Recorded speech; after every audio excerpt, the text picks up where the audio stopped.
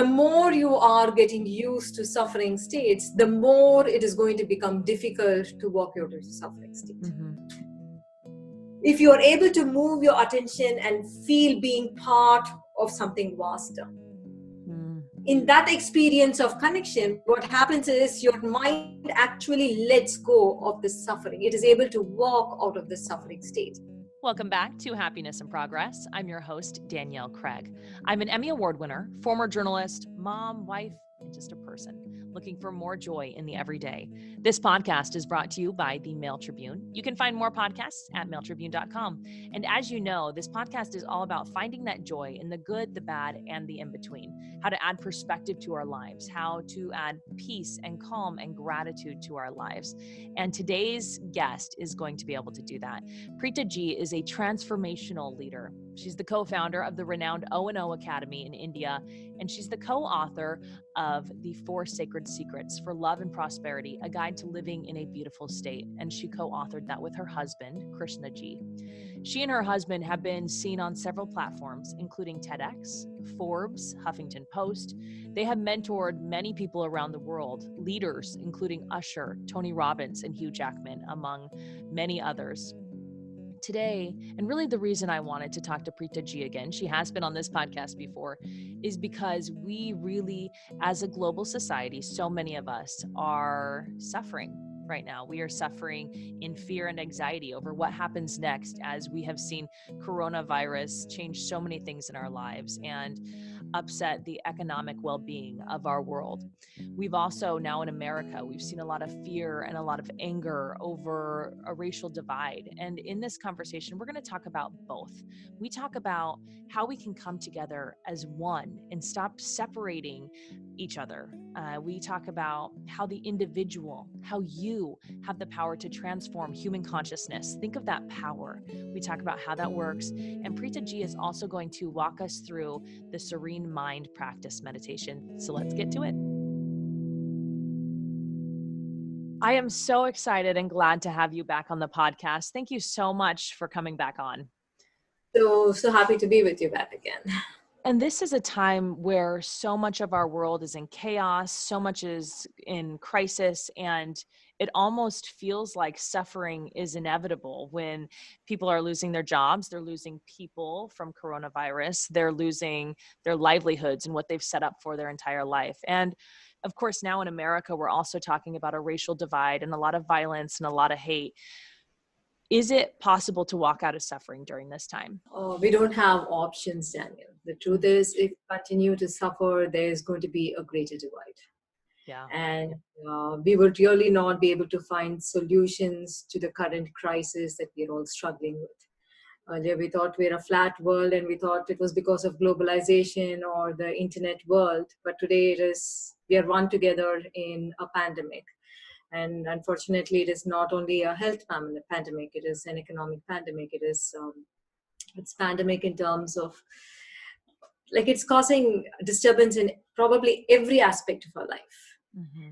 And there is increasing mental stress, there's increasing relationship problem, there is a mental crisis, there is a health crisis, there is a financial and the economic crisis. At this point of time, if we allow ourselves to dwindle or move into this vortex of suffering, probably the virus would pass one day. Probably it would leave us like what happened to SARS and MERS. It's not going to continue.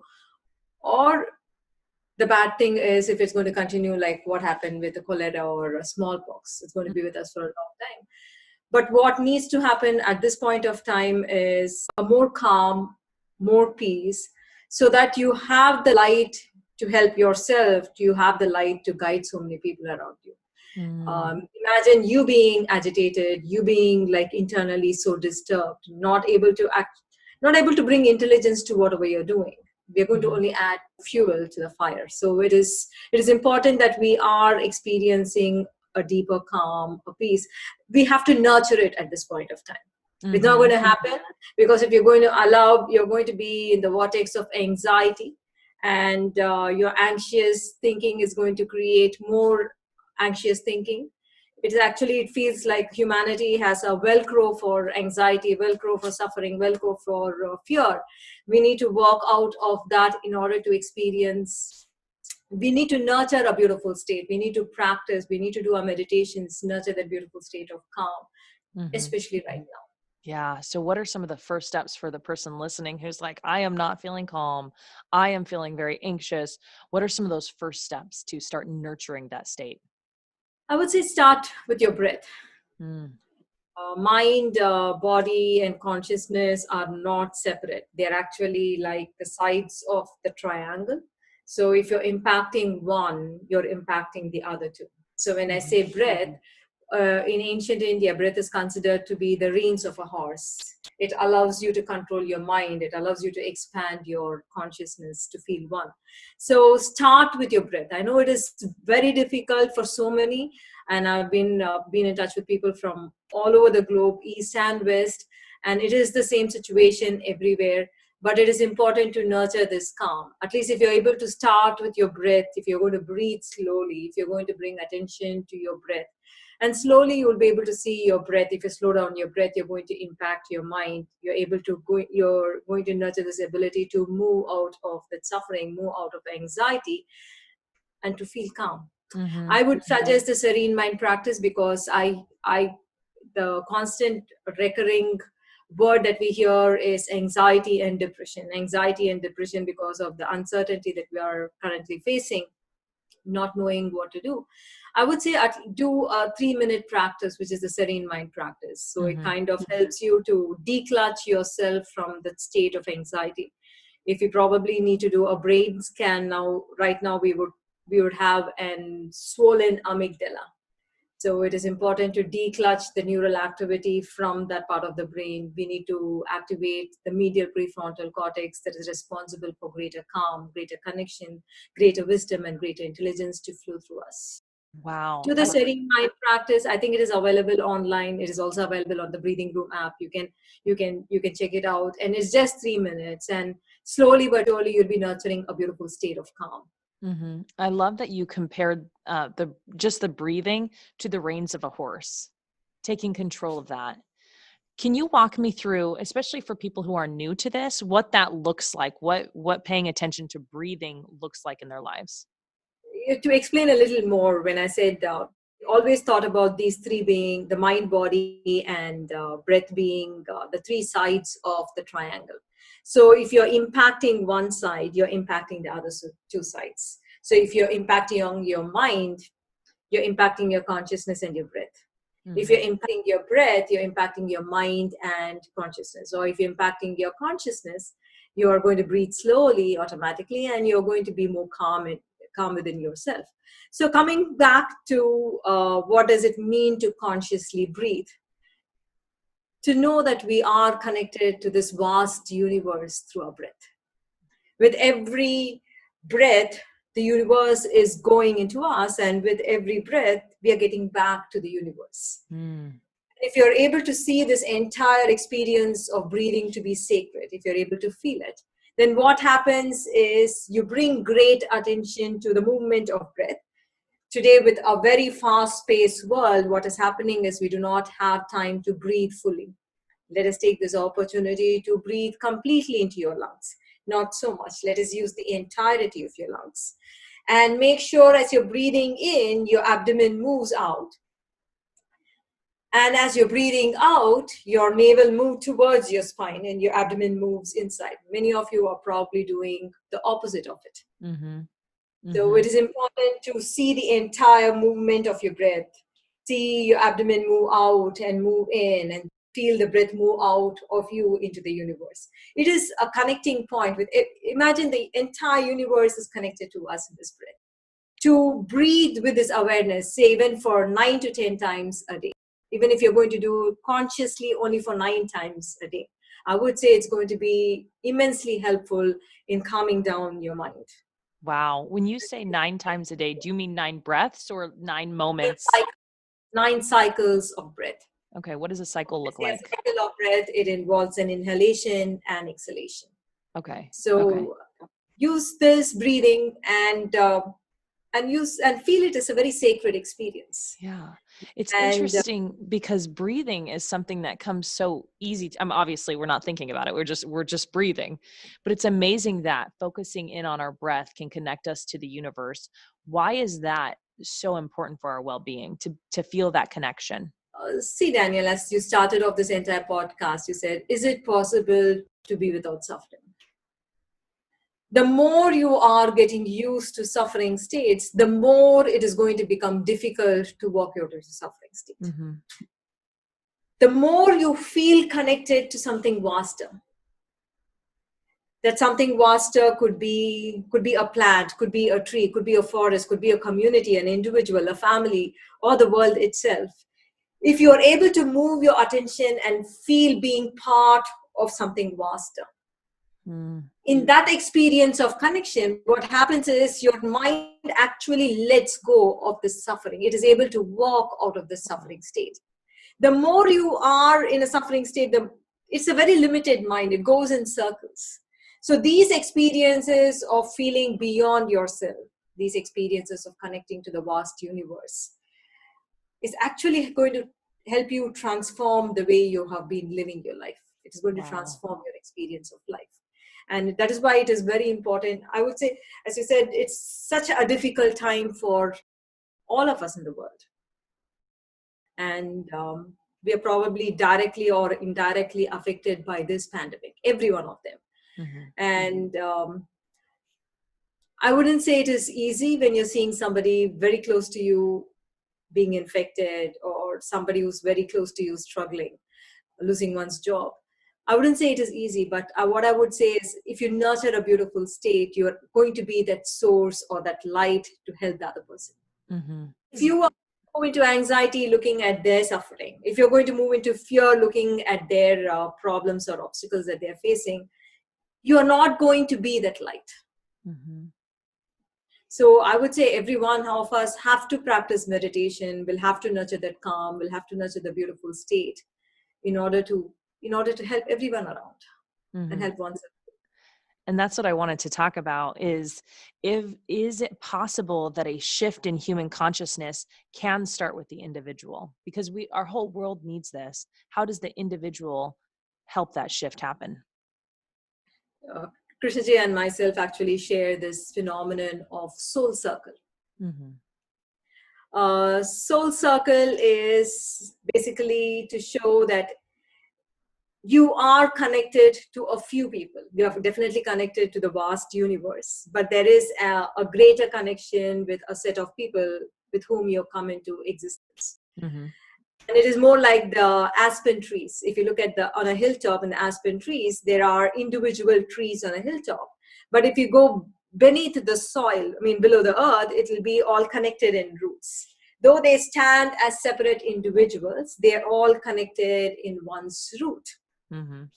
What happens to one individual tree actually happens to the rest. Wow. So if one individual is going to nurture a beautiful state, you would be that tree which is able to support the rest of the trees. Wow. So that is why even if you are one single individual who is going to nurture that beautiful state, you can actually impact so many people in your life. And we also talk about the other phenomenon, the phase transition, that it is like if certain number of people in this world become awakened or consciously nurture a beautiful state, it is possible to transform the entire world. It is like the phase transition that happens on a lake. If, say, a lake is slowly becoming, droplets of water is slowly turning into ice. It takes a while, but after a certain point of time, the entire water turns into a sheet of ice. But it doesn't happen one droplet after the other droplet like what happened in the beginning. Just that incredible.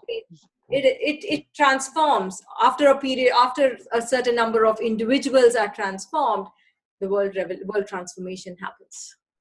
That's just amazing. And I love that people listening can feel the one person matters. Yourself as an individual, you can change your own consciousness and then become a leader to so many other people. Absolutely. Like the hub tree in the forest, each hub tree which is taller than the rest taking all the sunlight, making more food, actually it actually nurtures 47 other trees in the forest. So each hub tree makes more food because it has the ability to have greater sunlight, is like that individual in a beautiful state. Mm-hmm. You have the state of being by which you can impact so many lives. Wow. If someone listening is in the position of leadership, or most of us know people, and we're a position of leadership, whether it's in our family or in our community. What is the difference of leading with peace versus leading in a state of suffering, whether that's anxiety or anger or fear or whatever it is? What's the difference between leading in those two states? It's a huge difference, Daniel. If I have to go into explaining to you the laws of consciousness which we share with the world, your consciousness is constantly signaling to the vast universe. And if you are in a state of separation, which you are definitely when you're coming with anger or fear or insecurity or aggression, it is a state of separation. When you are leading with a state of separation, what is happening is you are signaling to the world or to the universe that you are open to problems. You're opening yourself to chaos. But if you are able to feel that you are one, if you're able to feel a greater peace, a greater calm, greater connection with the world around you, you are signaling to the universe that you're opening your life to synchronicities and miracles. Mm-hmm. I would say miracle does not happen with positive thinking or with aggression or with it needs a state of being. You need to make sure that you are in this place of connection. Mm-hmm. Because only in connection you are actually signaling the universe that you're opening yourself to greater synchronicities in life. I think a lot of people, especially in America right now, we're looking for a miracle, I think you could call it. But really some real change needs to occur in our country when it comes to the racial divide. And there's a lot of anger and there's a lot of fear around that. Is there a way to approach this? Is there a way to do But this without we really can't gain peace from anger. Mm-hmm. Because what will happen is history will rewrite itself in a different form probably. But that is really not going to help. But if you're able to come from this place of deep connection without that anger, it is possible to arrive at peace, right? Mm-hmm.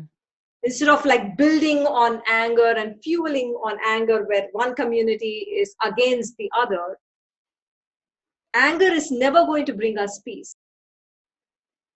And that's why Krishnaji and I are like constantly talking about evolution in consciousness is what is needed. Because we are used to a thinking where we constantly separate ourselves from the other. That has to go. Mm-hmm. Where we constantly separate ourselves from the other based off on class, based off on religion, based off on caste in India.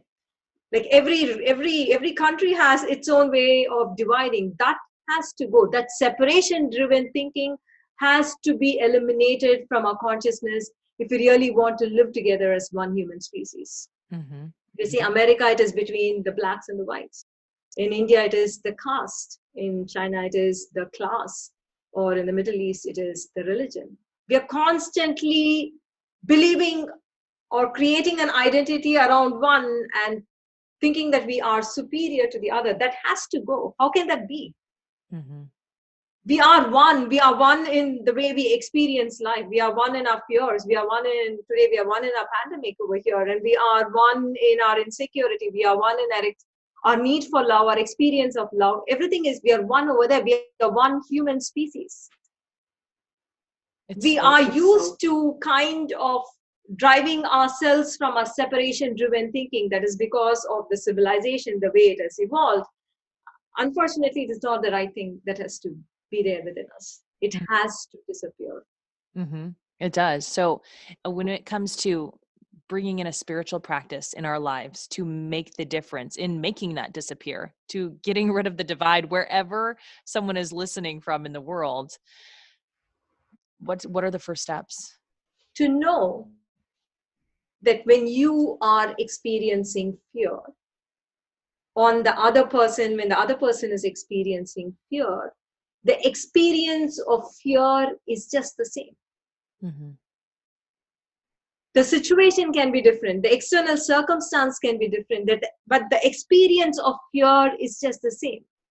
The pain that you have or the pain that the other has because of losing someone in life is just the same. It is not different. The way you want to be loved, we want to be loved, right? We want to be cared for, and the way the other is expecting to be loved and cared for is just the same. It is not different. If you are able to move away from the superficial differences, yes, definitely there are differences. My skin color is different from yours, but in the experience we are just the same. If we are able to move away from the differences, that you are white, I am brown, or you belong to a different nation, I belong to a different nation, you belong to a different religion, I belong to a different religion. If you're able to move away from the superficial differences, and if you're able to connect at the experience of a human being, you have to nurture this ability to constantly connect to that human oneness of the human experience. And then you wouldn't hold on to it. You wouldn't hold on to, say, an identity of being a brown or identity of being a white. You really don't care about it, because we are human beings. I love that. And That at the is end so of it, beautiful. the way I love, the way I experience love, and the way you experience love is just the same. There is no difference in it at all. It is because of the mind that is sticking on to the superficial identities, there is a problem. If you become more aware of it. So part of this is this walking away from these identities that we built up for ourselves. Yes, being individualistic, building that identity. We are never individual. I don't exist if not for so many people around me. How can you exist independently? The idea of an individual is very different. We are together. We are together as a species. We are together in this world. That constantly separating oneself, this longing to be different, this longing to be superior, I really don't understand. Yeah, it's unbelievable. And this reminds me of the ego from Eckhart Tolle. A lot of this stepping away from the things that we have and the things that we purchased and the way that we look and all of these different things that we have added on to ourselves to, again, become superior. That is what so much of this human life, especially I know for a fact in America, that has almost been like, pounded into our heads that we need to be something really big and we need to make a lot of money and we need to have the fanciest house, all of those different things. You probably need that. You probably want wealth. You want to own nice stuff because you can have a nice ride in a great car. But why should it make you feel separate from others? And superior. Why is it coming from a place of lack? Because if it's coming from a place of lack, you want to constantly say that you're different, you're great, you are superior. But why should you do that? Yeah. I worked on this several years ago and it made a huge difference in my life. I'm wondering, what are the steps for our listeners if they're like, you know what, that is me. I have been trying to separate myself from everyone and appear superior to everyone. What are some of the first steps? Is it that connection to the universe? Is that breathing? Is that the first step? So you can start breathing and bring greater attention to yourself at times of suffering, at times of pain. And know that somebody else is experiencing the same pain. At times when you feel so much of fear, when you feel everything that you have created is going to disappear in front of your eyes, please understand the person next to you is also feeling the same. If the other person is also experiencing the same insecurity, it is the same experience. That is to come back again and again to the experience of a human being. Because when you're so totally disconnected with that experience, that's when you hold on to the feeling of being superior or wanting to show off to the other. It's a very tribal way of looking at stuff. So there is a large part of humanity which believes that human beings are tribalistic in nature. They have this tribal instincts. But I would say many ancient cultures also had this constant experience of feeling one, experiencing being one with the entire universe. They had those profound experiences of connection, They had this profound experiences of deep processes that allowed them to move beyond those limiting identities that they've created. And it has been a part of every ancient civilization. Probably right now we're all missing it. Mm-hmm. I love that idea of being able to live together as one in that connection to the universe.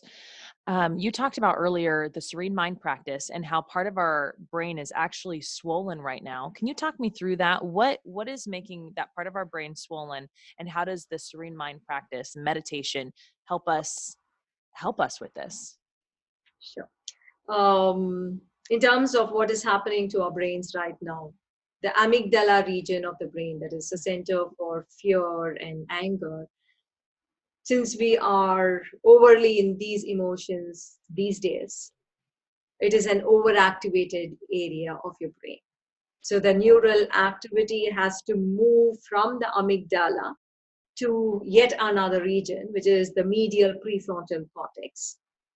And what happens is when you activate medial prefrontal cortex, you will experience calm, you will experience peace, greater connection, and greater intelligence. This involves observation. This involves identifying or knowing what exactly you're feeling, because we are living in a very fast moving world. Nobody knows what we're feeling. Mm-hmm.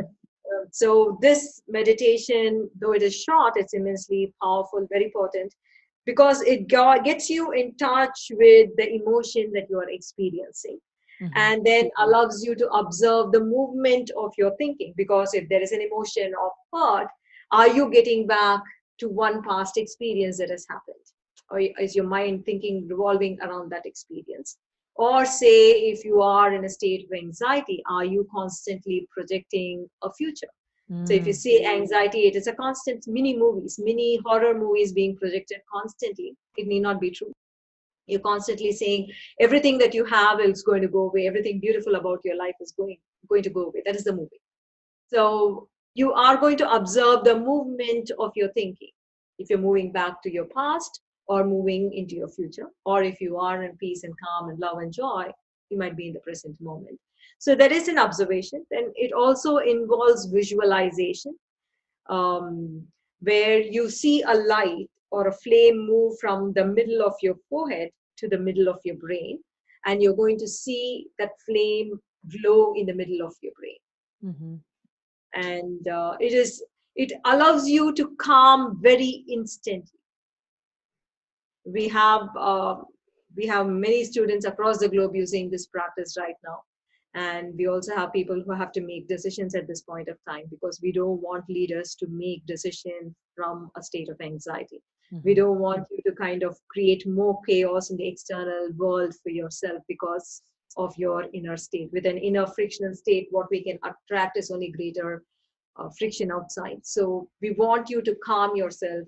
And I would say repeat this serene mind practice as many times whenever you feel disturbed, because it does not take you much time. It is only 3 minutes long. Mm-hmm. If you want, I can lead all of them through one. Yes. Yeah. We did that last time and I absolutely loved that. Before we do, and we'll wrap up with that, but before we do, I wanted to ask about if someone's noticing as they're taking that inventory of what's going on in their brain, if they notice they do continue going back to the suffering, whether it's anxiety or fear or anger, is there a next step, or in the practice of doing this alone, does that help people walk out of it? There's definitely next steps, Daniel. See, what we are doing from the academy to across the globe is we are actually leading people through mini processes, a 3-hour long processes, where people can join online and do it. We are also holding the limitless field meditation for one to experience profound connection the with the universe, or profound greater states. So we are touching people again and again. Um, as I said, if you live your life from a limited self, you're going to feel very constricted. When you live your life in suffering, it is a very limiting experience of life. So what we are doing with Definitely serene mind is a very good start, but there are deeper practices. There are profound meditations, there's hard long meditations, there is also the limitless field. You were there in the event, right? And Mm-hmm. the same limitless field meditation, where hundreds of thousands of people gather from across the globe. Though it is online, we are not physically present there, but we are connecting to people, touching many lives. And so what happens is, when you have these profound experiences in consciousness, when you are able to move beyond yourself, it actually allows you to walk out of suffering states much more easily. Right now, we are getting used to being in suffering states. I feel that is a biggest danger. I feel probably the virus would go, or probably we would find a solution or a vaccine, but the suffering state is going to be a problem, because you're getting used to it more and more and more right now. Mm-hmm. I would say it is time to recognize and walk out, because from a suffering state, you really we can't handle the situation. Yeah. What needs to happen is a greater awareness. What needs to happen is a greater intelligence to flower in each and every one of us. And we talked So about in the I would last say deeper conversation. processes, deeper meditations, deeper processes, um, the limitless field meditation, everything is going to kind of help you, allow you to walk out of the suffering state, arrive at greater calm, and leave with greater clarity. Mm-hmm. I'm going to link the resources that you guys have in the show notes. And I remember in our last conversation, we talked about an addiction to that suffering. As human individuals, we have become addicted to it. That's what we know, and that's what we cling to. So I'll share that conversation as well. But I would love it if you would lead us in the serene mind practice. Sure, definitely will do that. Please close your eyes.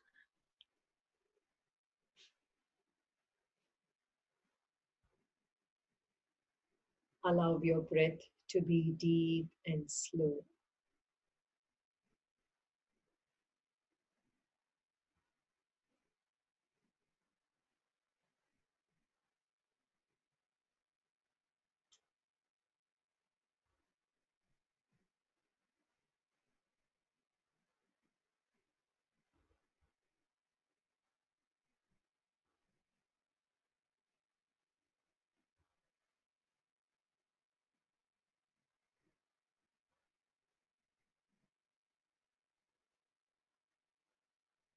Identify the exact emotion that is arising within you right now.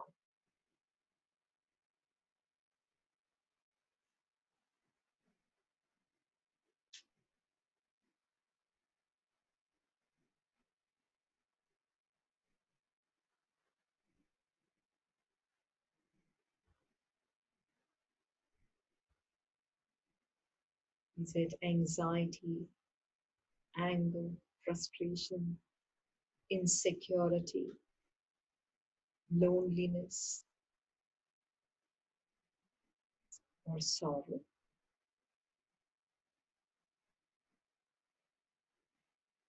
Or is it joy, calm, peace, love?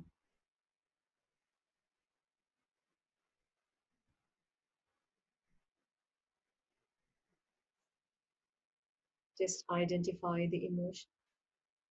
Do not try to change anything.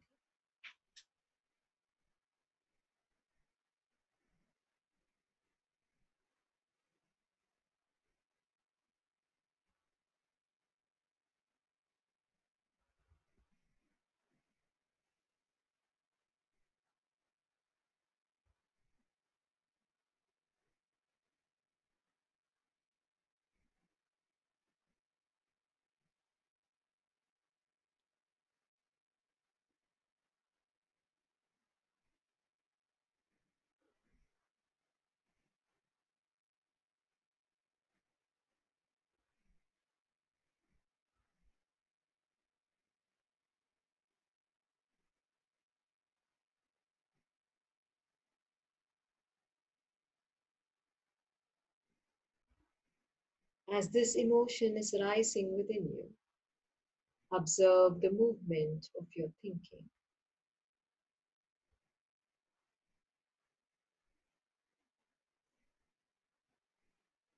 Are you moving back to a past experience?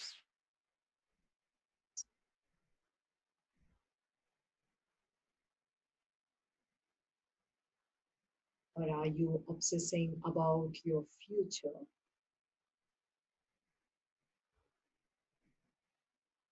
Or are you in the present moment?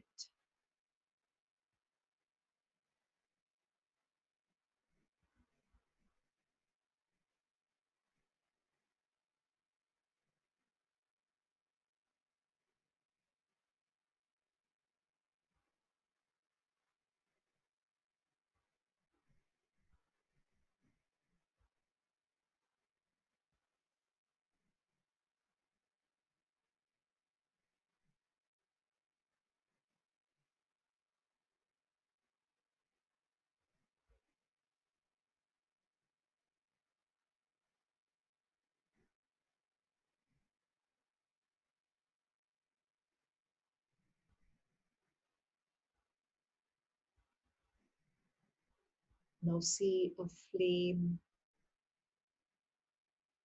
in the middle of your eyebrows.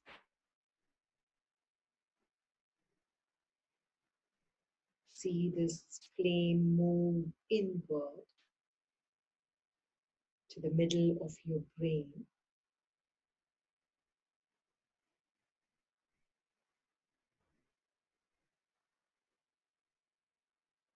And allow this flame to glow in the middle of your brain.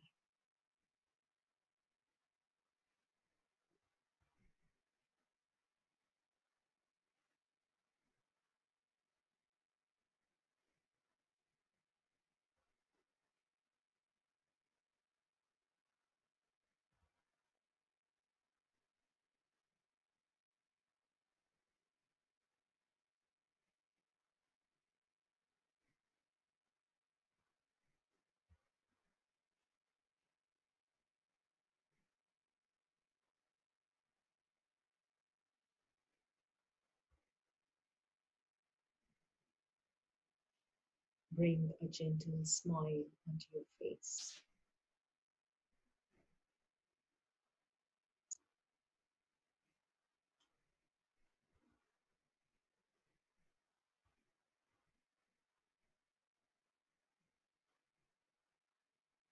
Open your eyes whenever you feel you're ready. Thank you so much, Preethaji. That is so powerful. And it just takes a few minutes. It's incredible, the power of that. So thank you so much. Before I let you go, I do want to ask you if there's anything you want to share with our viewers or listeners as we close this conversation. It is a difficult time for everyone. And all I would say is every one of us have to act responsibly. You have to take into consideration definitely your well-being and also the well-being of the other. If you are able to nurture connection, please understand you will get immense support from this universe. There will be great protection, there will be great support coming your way if you're able to think about the whole. That's beautiful. The support from the universe. Incredible. Preethaji, thank you so much for coming on the podcast. I so appreciate it. I just love talking to you. And of course, I just love all of the resources you have available online as well. So thank you so much. So wonderful to see you. I hope you enjoyed listening to Preethaji. I love talking to her every time I get the chance to talk to her. I learned so much from her.